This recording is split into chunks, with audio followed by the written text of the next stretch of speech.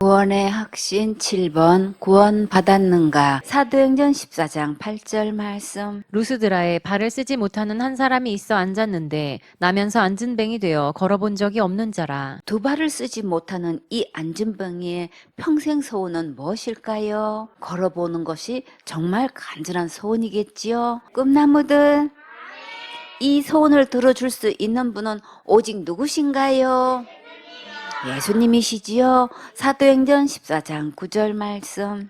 바울의 말하는 것을 듣거늘 바울이 주목하여 구원받을 만한 믿음이 그에게 있는 것을 보고 정말 감사하게도 이 안전뱅이가 하나님의 말씀을 진지하게 잘 듣고 있었는데 바울이 볼 때에 안전뱅이가 이 병에서 구원받을 만한 믿음이 있는 것을 보았어요. 믿음은 어떻게 생기나요? 하나님의 말씀을 들을 때에 믿어지는 은혜가 생기지요.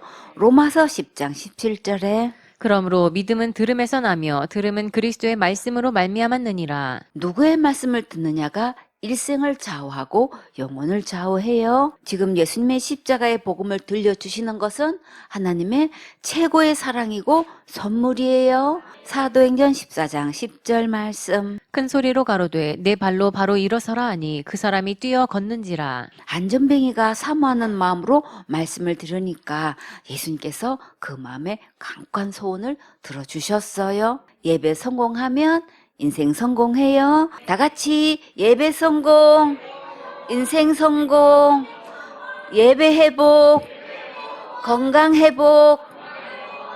여러분도 각자 소원이 있지요. 예배 성공하세요. 그러면 우리의 소원도 이루어 주셔요. 다 같이 찬양. 그는 걸었네, 뛰었네, 찬양했네. 그는 걸었네, 뛰었네, 찬양했네. 곧 나사렛 예수의 이름으로 일어나 걸었네. 예수님의 이름으로 안전뱅이가 일어나 걸었어요. 예수님은 어떤 일도 다 하실 수 있는 전능하신 하나님이세요. 여러분도 예배 성공해서 기적의 주인공이 되세요. 이 하나님의 놀라운 기적을 보고 루가오니아 사람들은 어떻게 반응했을까요? 사도행전 14장 11절 말씀. 무리가 바울의 행한 일을 보고 루가오니아 방언으로 소리질러 가로되 신들이 사람의 형상으로 우리 가운데 내려오셨다 하여. 정말 이런 역사는 어디서도 쉽게 볼 수 없는 엄청난 기적이지요. 사람의 힘으로는 아무도 할 수 없는 이적이 일어났어요. 그런데 이 무리들은 어떻게 반응했나요? 신이 사람의 모양으로 내려왔다고 소리 질렀지요. 전에 강주 집회 때 중풍병으로 잘 걷지 못하던 분이 갑자기 발목에 힘을 얻고 일어나 걷는 것을 직접 보았는데 그 감격을 잊을 수가 없어요. 어떤 할머니는 굽은 허리가 펴졌다고 마을 사람들을 다 한 차에 가득 태우고 왔고, 또 영동의 어떤 권사님은 곱추라고 부르는 척추 장애를 가지고 있어서 똑바로 눕지도 못하고 90도 각도로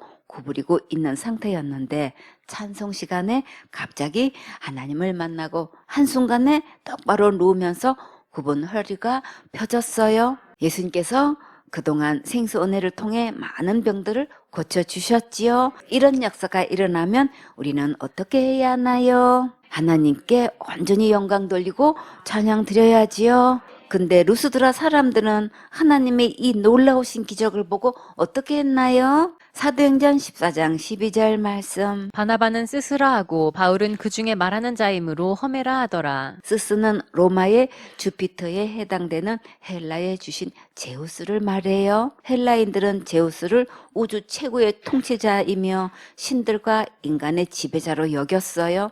헬라의 스토아 철학자들은 소나기와 바람과 벼락 등이 제우스가 세상을 통치하는 권력을 상징적으로 보여주는 것이라고 생각했어요.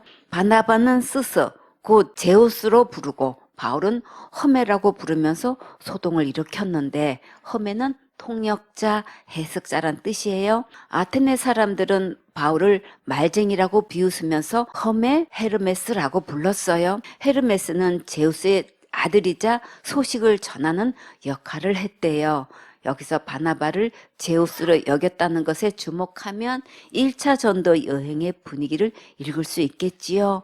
가는 곳마다 바울이 말씀을 전했지만 리더는 바나바라는 것을 볼 수 있어요. 1차 전도 여행 출발 때 서열이 바나바가 제일 먼저 나왔는데 사역지에서도 바나바가 서열이 위라는 것을 이방인들이 다 알아보았지요. 루스드라 사람들이 하나님의 큰 역사를 보고 자기들이 믿는 신이 왔다고 생각했는데 사역자는 하나님의 역사가 클수록 정신 바짝 차리고 분별력을 가지고 대처해야겠지요. 사도행전 14장 13절 말씀. 성박 스스 신당의 제사장이 소와 화관들을 가지고 대문 앞에 와서 무리와 함께 제사하고자 하니 그때나 지금이나 이렇게 사람들이 속아서 우상에게 제사를 지내고 있어요. 우리나라에서는 조상이 왔다고 하면서 귀신에게 절하고 제사하지요. 절대 부모님이 오신 것이 아니니까 절하거나 제사 지내지 마세요.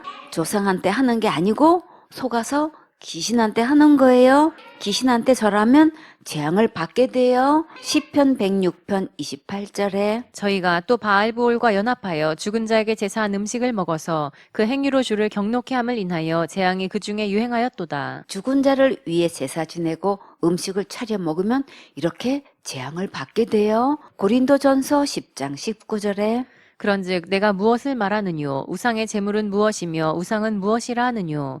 대저 이방인의 제사하는 것은 귀신에게 하는 것이요 하나님께 제사하는 것이 아니니 나는 너희가 귀신과 교제하는 자 되기를 원치 아니하노라.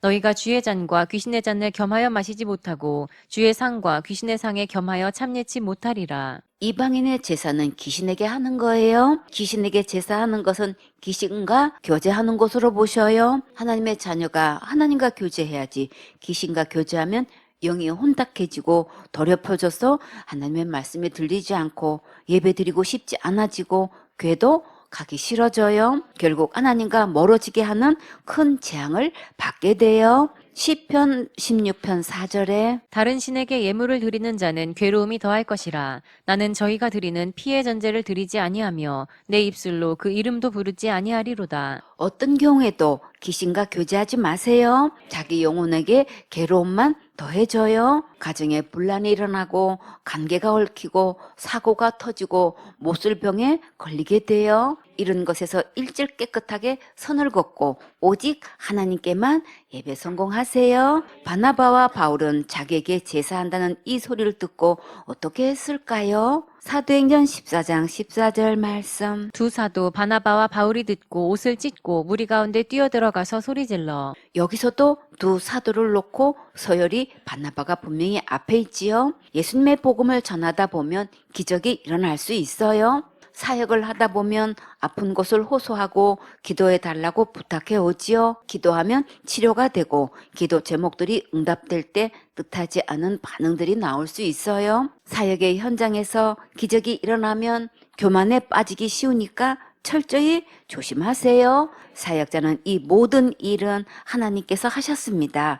영광 돌리고 1절 겸손 관리하세요. 마음이 겸손하고 깨끗해야 귀하고 장구하게 쓰임 받을 수 있어요. 여기서 예상치 못한 사건이 터졌을 때 바나바와 바울은 어떻게 했을까요? 옷을 찢으면서 이렇게 하면 절대 안 된다는 것을 단호하게 분명한 선을 그었지요. 사도행전 14장 15절 말씀. 가로되 여러분이여 어찌하여 이러한 일을 하느냐? 우리도 너희와 같은 성정을 가진 사람이라.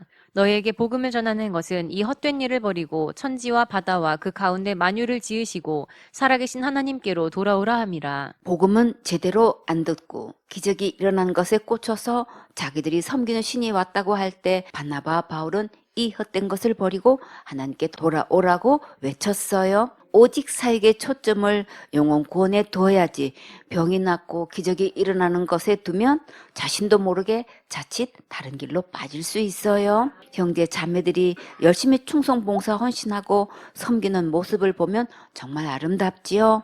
그런 자들을 칭찬하고 격려하고 본이 되고 기감이 되도록 도전받게 하여 서로 잘 자라도록 양육하는 것이 참 중요해요. 그럼에도 불구하고 사역자는 사역의 초점을 어디에 두어야 되나요? 영혼이 구원받게 하고 복음을 전하는 일꾼을 양성해서 참 제자가 되게 하고 제자가 제자를 낳는 재생산하는 일에 중점을 둬야겠지요. 이것은 예수님의 마지막 지상 명령이에요. 다 같이 암송. 마태복음 28장 19절 20절 말씀.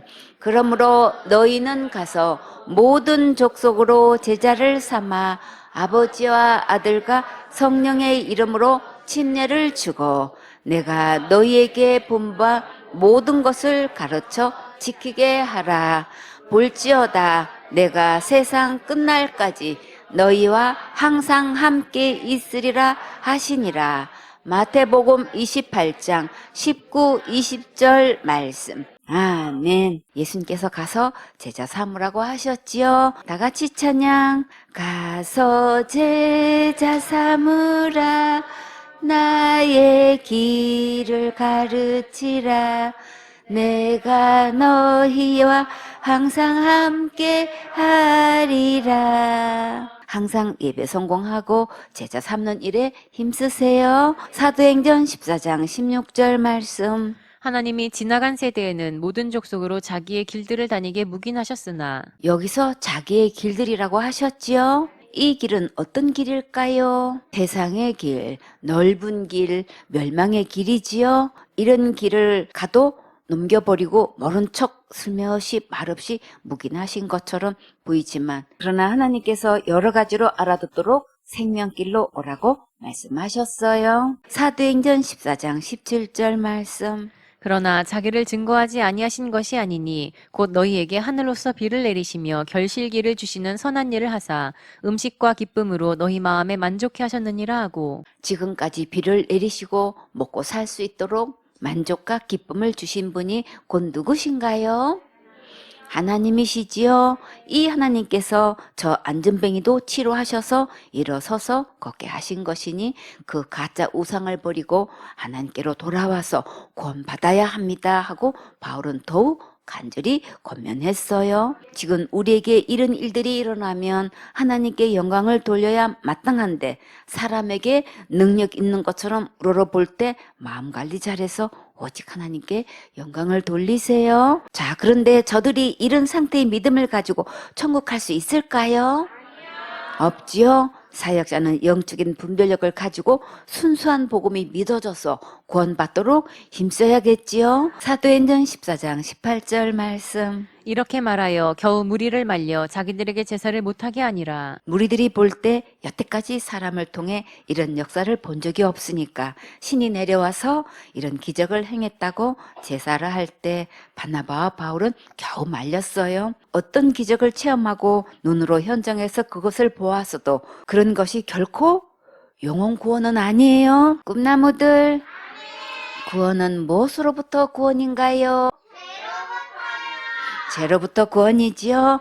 예수님의 십자가의 죽음과 부활로 지옥 갈래의 모든 죄를 영원히 용서하신 것이 믿어질 때 죄로부터 구원을 받을 수 있어요. 많은 사람들이 이것을 머리로는 알고 있는데 정작 마음으로는 모든 죄를 영원히 용서하신 것을 믿지 않고 있어요. 교회에서 교인들에게 예수님을 통해 누구나 다 천국 갈 수 있는 믿음을 갖도록 참된 복음을 전해야겠지요. 어떤 권사님의 믿음을 점검해 보니까 지금 죽으면 천국 갈 수 없대요. 그러면 지옥 간다는 확실한 증거는 무엇이냐고 물으니까 자기 교회 담임 목사님이 힘쓰고 애써야 천국에 넉넉히 들어갈 수 있다고 설교해서 그러면 나는 아직 천국 갈 수 없구나 생각을 했대요. 천국은 누구 안에 있나요?